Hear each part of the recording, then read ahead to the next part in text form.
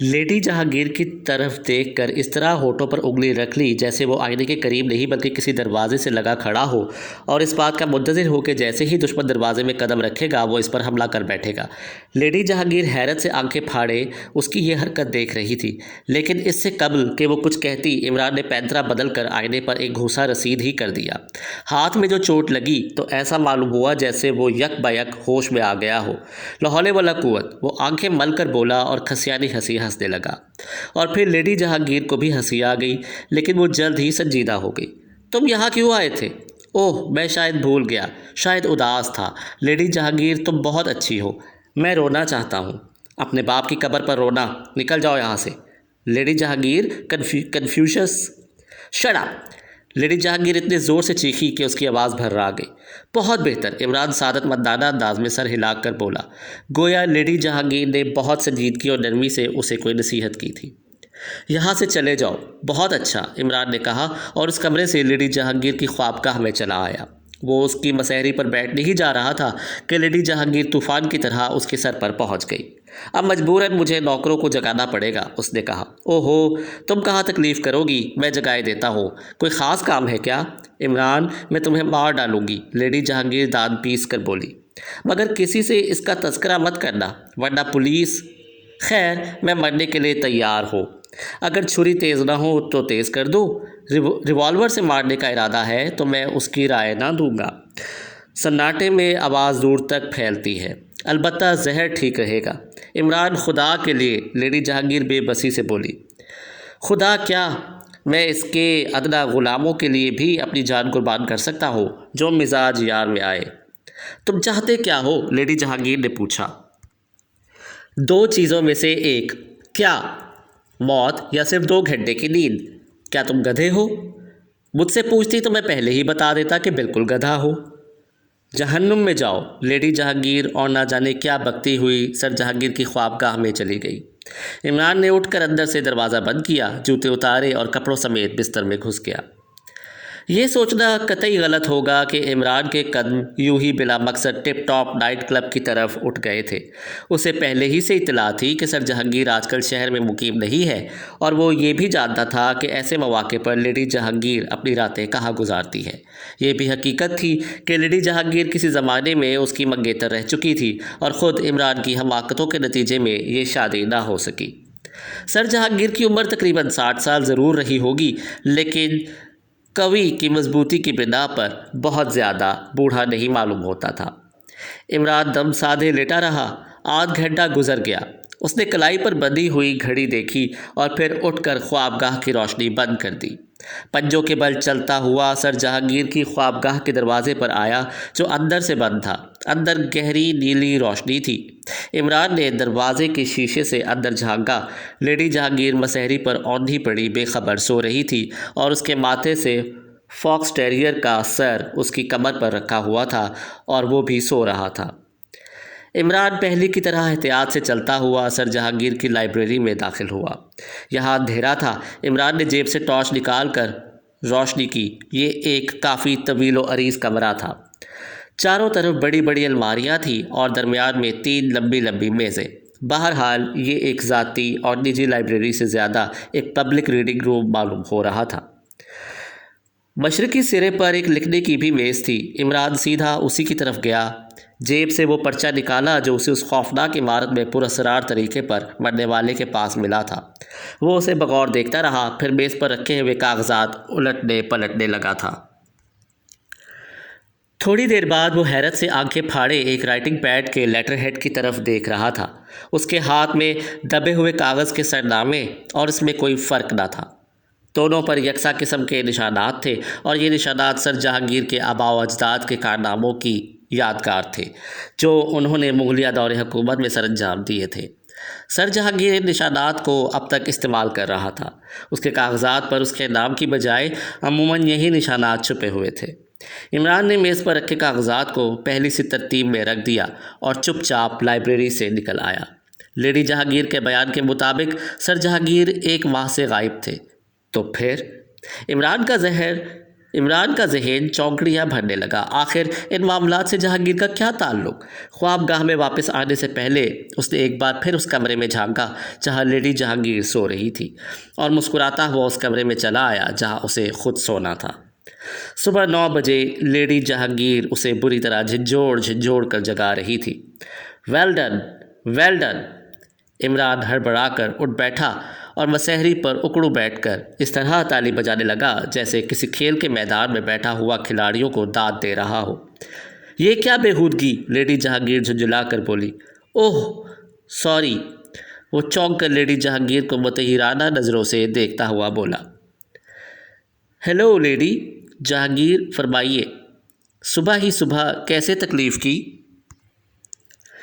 تمہارا دماغ تو خراب نہیں ہو گیا؟ لیڈی جہانگیر نے تیز لہجے میں کہا۔ ہو سکتا ہے، عمران نے برا سا منہ بنا کر کہا اور اپنے نوکروں کے نام لے لے کر انہیں پکارنے لگا۔ لیڈی جہانگیر اسے چند لمحے گھورتی رہی، پھر بولی، براہ کرم اب تم یہاں سے چلے جاؤ، ورنہ… ہائے، تم مجھے میرے گھر سے نکالنے والی کون ہو؟ عمران اچھل کر کھڑا ہو گیا۔ یہ تمہارے باپ کا گھر ہے؟ لیڈی جہانگیر کی آواز بلند ہو گئی۔ عمران چاروں طرف حیرانی سے دیکھنے لگا، اس طرح اچھلا جیسے اچانک سر پر کوئی چیز گری ہو۔ ارے میں کہاں ہوں؟ کمرہ تو میرا نہیں معلوم ہوتا۔ اب جاؤ ورنہ مجھے نوکروں کو بلانا پڑے گا۔ نوکروں کو بلا کر کیا کرو گی؟ میرے لائق کوئی خدمت؟ ویسے تم غصے میں بہت حسین لگتی ہو۔ Shut up. اچھا کچھ نہیں کہوں گا، عمران بسور کر بولا اور پھر مسہری پر بیٹھ گیا۔ لیڈی جہانگیر اسے کھا جانے والی نظروں سے گھورتی رہی۔ اس کی سانس پھول رہی تھی اور چہرہ سرخ ہو گیا تھا۔ عمران نے جوتے پہنے، کھونٹی سے کوٹ اتارا اور پھر بڑے اطمینان سے لیڈی جہانگیر کی سنگھار میز پر جم گیا، اور پھر اپنے بال درست کرتے وقت اس طرح گنگناتا رہا جیسے سچ مچ اپنے کمرے ہی میں بیٹھا ہو۔ لیڈی جہانگیر دانت پیس رہی تھی، لیکن ساتھ ہی بے بسی کی ساری علامتیں بھی اس کے چہرے پر امڈ آئی تھیں۔ ٹاٹا۔ عمران دروازے کے قریب پہنچ کر مڑا اور احمقوں کی طرح مسکراتا ہوا باہر نکل گیا۔ اس کا ذہن اس وقت بالکل صاف ہو گیا تھا۔ پچھلی رات کی معلومات ہی میں اس کی تشفی کے لیے کافی تھی۔ سر جہانگیر کے لیٹر ہیڈ کا پراسرار طور پر مرے ہوئے آدمی کے ہاتھ میں پایا جانا اس پر دلالت کرتا تھا کہ اس معاملے سے سر جہانگیر کا کچھ نہ کچھ تعلق ضرور ہے، اور شاید سر جہانگیر شہر ہی میں موجود تھا۔ اب عمران کو اس خوش روح آدمی کی فکر تھی جسے ان دنوں جج صاحب کی لڑکی کے ساتھ دیکھا جا رہا تھا۔ دیکھ لیا جائے گا، وہ آہستہ سے بڑبڑایا۔ اس کا ارادہ تو نہیں تھا کہ گھر کی طرف جائے، مگر جانا ہی پڑا۔ گھر گئے بغیر موٹر سائیکل کس طرح ملتی؟ اسے یہ بھی تو معلوم کرنا تھا کہ وہ خوفناک عمارت دراصل تھی کس کی۔ اگر اس کا مالک گاؤں والوں کے لیے اجنبی تھا تو ظاہر ہے کہ اس نے وہ عمارت خود ہی بنوائی ہوگی، کیونکہ طرز تعمیر بہت پرانا تھا۔ لہٰذا ایسی صورت میں یہی سوچا جا سکتا تھا کہ اس نے بھی اسے کسی سے خریدا ہی ہوگا۔ گھر پہنچ کر عمران کی شامت نے اسے پکارا۔ بڑی بھی شاید پہلے ہی سے بھری بیٹھی تھی۔ عمران کی صورت دیکھتے ہی آگ بگولا ہو گئی۔ کہاں تھے رے کمینے سور؟ او ہو اماں بھی، گڈ مارننگ ڈیئرسٹ۔ مارننگ کے بچے، میں پوچھتی ہوں رات کہاں تھا؟ وہ اماں بھی کیا بتاؤں، وہ حضرت مولانا بلکہ مرشدیو مولائی سیدنا جگر مراد آبادی ہے نا، لا حول ولا قوت، مطلب یہ ہے کہ مولوی تفضل حسین قبلہ کی خدمت میں رات حاضر تھا۔ اللہ اللہ، کیا بزرگ ہیں اماں بھی۔ بس یہ سمجھ لیجئے کہ میں آج سے نمازیں شروع کر دوں گا۔ ارے کمینے کتے، تو مجھے بیوقوف بنا رہا ہے؟ بڑی بھی جھنجھلائی ہوئی مسکراہٹ کے ساتھ بولی۔ ارے توبہ اماں بھی۔ عمران زور سے اپنا منہ پیٹنے لگا۔ آپ کے قدموں کے نیچے میری جنت ہے۔ اور پھر سریا کو آتے دیکھ کر عمران نے جلد سے جلد وہاں سے کھسک جانا چاہا۔ بڑی بھی برابر بڑبڑائے جا رہی تھی۔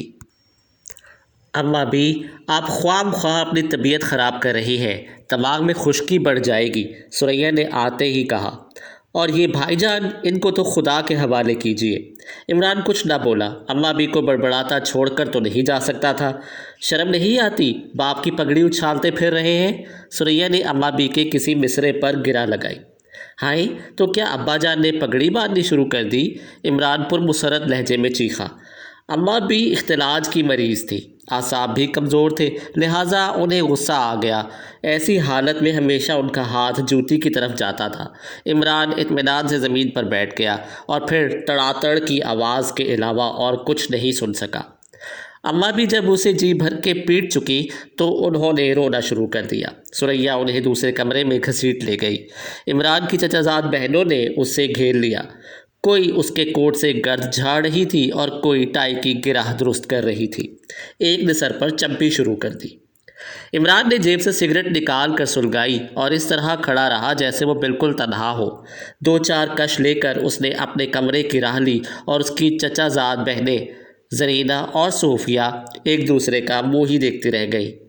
عمران نے کمرے میں آ کر فلٹ ہیٹ ایک طرف اچھال دی، کوٹ مسہری پر پھینکا اور ایک آرام کرسی پر گر کر اونگنے لگا۔ رات والا کاغذ اب بھی اس کے ہاتھ میں دبا ہوا تھا۔ اس پر کچھ ہندسے لکھے ہوئے تھے، کچھ پیمائشیں تھیں۔ ایسا معلوم ہوتا تھا جیسے کسی بڑھئی نے کوئی چیز گھڑنے سے پہلے اس کے مختلف حصوں کے تناسب کا اندازہ لگایا ہو۔ بظاہر اس کاغذ کے ٹکڑے کی کوئی اہمیت نہیں تھی، لیکن اس کا تعلق ایک نامعلوم لاش سے تھا، ایسے آدمی کی لاش سے جس کا قتل بڑے پراسرار حالات میں ہوا تھا، اور ان حالات میں یہ دوسرا قتل تھا۔ عمران کو اس سلسلے میں پولیس یا محکمہ سراغر ثانی کی مشغولیات کا کوئی علم نہیں تھا۔ اس نے فیاض سے یہ بھی معلوم کرنے کی زحمت گوارا نہیں کی تھی کہ پولیس نے ان حادثات کے متعلق کیا رائے قائم کی ہے۔ عمران نے کاغذ کا ٹکڑا اپنے سوٹ کیس میں ڈال دیا اور دوسرا سوٹ پہن کر دوبارہ باہر جانے کے لیے تیار ہو گیا۔ تھوڑی دیر بعد اس کی موٹر سائیکل اسی قصبے کی طرف جا رہی تھی جہاں وہ خوفناک عمارت واقع تھی۔ قصبے میں پہنچ کر اس بات کا پتہ لگانے میں دشواری نہ ہوئی کہ وہ عمارت پہلے کس کی ملکیت تھی۔ عمران اس خاندان کے ایک ذمہ دار آدمی سے ملا جس نے عمارت جج صاحب کے ہاتھ فروخت کی تھی۔ اب سے 8 سال پہلے کی بات ہے، اس نے بتایا۔ ایاز صاحب نے وہ عمارت ہم سے خریدی تھی۔ اس کے بعد مرنے سے پہلے وہ اسے شہر کے کسی جج صاحب کے نام قانونی طور پر منتقل کر گئے۔ ایاز صاحب کون تھے؟ پہلے کہاں رہتے تھے؟ عمران نے سوال کیا۔ ہمیں کچھ نہیں معلوم۔ عمارت خریدنے کے بعد 3 سال تک زندہ رہے، لیکن کسی کو کچھ نہ معلوم ہو سکا کہ وہ کون تھے اور پہلے کہاں رہتے تھے۔ ان کے ساتھ ایک نوکر تھا جو اب بھی عمارت کے سامنے ایک حصے میں مقیم تھا۔ یعنی قبر کا وہ مجاور؟ عمران نے کہا اور بوڑھے آدمی نے اس بات میں سر ہلا دیا۔ وہ تھوڑی دیر تک کچھ سوچتا رہا، پھر بولا، وہ قبر بھی ایاز صاحب ہی نے دریافت کی تھی۔ ہمارے خاندان والوں کو تو اس کا علم نہیں تھا۔ وہاں پہلے کبھی کوئی قبر نہیں تھی۔ ہم نے اپنے بزرگوں سے بھی اس کے بارے میں کچھ نہیں سنا۔ اوہ، عمران گھورتا ہوا بولا، بھلا قبر کس طرح دریافت ہوئی تھی؟ انہوں نے خواب میں دیکھا تھا کہ اس جگہ کوئی شہید مرد دفن ہے۔ دوسرے ہی دن قبر بنانی شروع کر دی۔ خود بنانی شروع کر دی؟ عمران نے حیرت سے پوچھا۔ جی ہاں، وہ اپنا سارا کام خود ہی کرتے تھے۔ کافی دولت مند بھی تھے، لیکن انہیں کنجوس نہیں کہا جا سکتا کیونکہ وہ دل کھول کر خیرات کرتے تھے۔ جس کمرے میں لاش ملی تھی اس کی دیواروں پر پلاسٹر ہے، لیکن دوسرے کمروں میں نہیں۔ اس کی کیا وجہ ہے؟ پلاسٹر بھی ایاز صاحب ہی نے کیا تھا۔ خود ہی؟ جی ہاں۔ اس پر یہاں قصبے میں تو بڑی چہ میں گوئیاں ہوئی ہوں گی۔ قطعی نہیں جناب، اب بھی یہاں لوگوں کا یہی خیال ہے کہ ایاز صاحب کوئی پہنچے ہوئے بزرگ تھے، اور میرا خیال ہے کہ ان کا نوکر بھی بزرگی سے خالی نہیں۔ کبھی ایسے لوگ بھی ایاز صاحب سے ملنے کے لیے آئے تھے جو یہاں والوں کے لیے اجنبی رہے ہوں؟ جی نہیں، مجھے تو یاد نہیں۔ میرا خیال ہے کہ ان سے کبھی کوئی ملنے کے لیے نہیں آیا۔ اچھا، بہت بہت شکریہ۔ عمران بوڑھے سے مصافحہ کر کے اپنی موٹر سائیکل کی طرف بڑھ گیا۔ اب وہ اسی عمارت کی طرف جا رہا تھا اور اس کے ذہن میں بیک وقت کئی خیال تھے۔ ایاز نے وہ قبر خود ہی بنائی تھی اور کمرے میں پلاسٹر بھی خود ہی کیا تھا۔ کیا وہ ایک اچھا معمار بھی تھا؟ قبر وہاں پہلے نہیں تھی، وہ ایاز ہی کی دریافت تھی۔ اس کا نوکر آج بھی قبر سے چمٹا ہوا ہے۔ آخر کیوں؟ اسی ایک کمرے میں پلاسٹر کرنے کی کیا ضرورت تھی؟ عمران عمارت کے قریب پہنچ گیا۔ بیرونی بیٹھک جس میں قبر کا مجاور رہتا تھا کھلی ہوئی تھی اور وہ خود بھی موجود تھا۔ عمران نے اس پر ایک چٹتی سی نظر ڈالی۔ یہ متوسط عمر کا ایک قوی ہیکل آدمی تھا۔ چہرے پر گھنی داڑھی اور آنکھیں سرخ تھیں، شاید وہ ہمیشہ ایسی ہی رہتی تھی۔ عمران نے 2-3 بار جلدی جلدی پلکیں جھپکائیں اور پھر اس کے چہرے پر اس پرانے احمق پن کے آثار ابھر آئے۔ کیا بات ہے؟ اسے دیکھتے ہی نوکر نے للکارا۔ مجھے آپ کی دعا سے نوکری مل گئی ہے، عمران سعادت مندانہ لہجے میں بولا۔ سوچا کچھ آپ کی خدمت کرتا چلوں۔ بھاگ جاؤ، قبر کا مجاور سرخ سرخ آنکھیں نکالنے لگا۔ اب اتنا نہ تڑپائیے، عمران ہاتھ جوڑ کر بولا۔ بس آخری درخواست کروں گا۔ کون ہو تم؟ کیا چاہتے ہو؟ مجاور یک بیک نرم پڑ گیا۔ لڑکا، بس ایک لڑکا بغیر بچے کے گھر سونا لگتا ہے۔ یا حضرت، 30 سال سے بچے کی آرزو ہے۔ 30 سال؟ تمہاری عمر کیا ہے؟ مجاور اسے گھورنے لگا۔ 25 سال۔ بھاگو، مجھے لونڈا بناتے ہو؟ ابھی بھسم کر دوں گا۔